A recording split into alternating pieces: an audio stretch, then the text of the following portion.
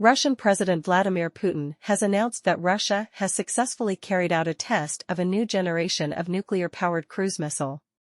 State news agency RIA Novosti quoted Putin as saying the last successful test of the Burevestnik, a global-range cruise missile with a nuclear installation, a nuclear propulsion system, has been conducted. Putin was speaking at the Valdai forum in Sochi. The program to develop the Burevestnik was announced by Putin in March 2018 as part of a broader initiative to develop a new generation of intercontinental and hypersonic missiles. Among them were the Kinzhal ballistic missile and the Avangard hypersonic glide vehicle. Addressing the West, he said in that speech, "Listen to us now." Putin told the Federal Assembly in March 2018 that the goal was to ensure a strategic balance in the world for decades to come, including the Burevestnik and Sarmat missiles. It is a low-flying stealth missile, carrying a nuclear warhead, with almost unlimited range, unpredictable trajectory and ability to bypass interception boundaries, Putin said then. However, Western analysts say the program has since run into trouble, with a number of failed tests.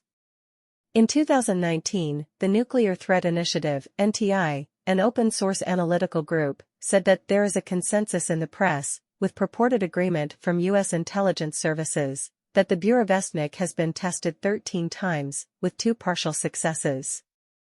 The NTI quoted Russian military expert Alexei Leonkov as describing the Burevestnik as a weapon of retaliation, which Russia would use after intercontinental ballistic missiles to finish military and civilian infrastructure and not leave a chance of survival. Also in his speech at the Valdai Forum, Putin said that it is possible to revoke the ratification of a treaty banning nuclear tests. The United States signed the corresponding international document, treaty banning nuclear weapons tests, and Russia signed it.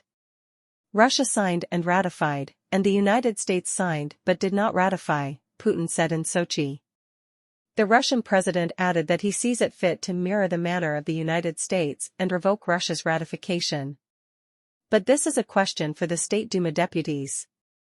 In theory, this ratification could be revoked. If we do this, it will be quite enough, Putin noted. Underground nuclear testing was banned by the 1996 Comprehensive Nuclear Test Ban Treaty. The US and China signed the treaty, but they haven't ratified it. Moscow did ratify the treaty, but Putin said in February he would order a test if the US moves first, adding that no one should have dangerous illusions that global strategic parity can be destroyed. According to Putin, Russia has almost finished to work on the modern types of strategic weapons, and now it is only a matter of bureaucratic procedures to move on to their mass production and put them on combat duty. He said it will be done soon. Putin noted that he is not ready to say whether Russia needs to conduct tests in order to check if the new weapons are working efficiently, but as a rule his experts advise him to. A CNN report in September revealed that Russia, the US and China have all built new facilities and dug new tunnels at their nuclear test sites in recent years, according to satellite images, at a time when tensions between the 3 major nuclear powers have risen to their highest in decades.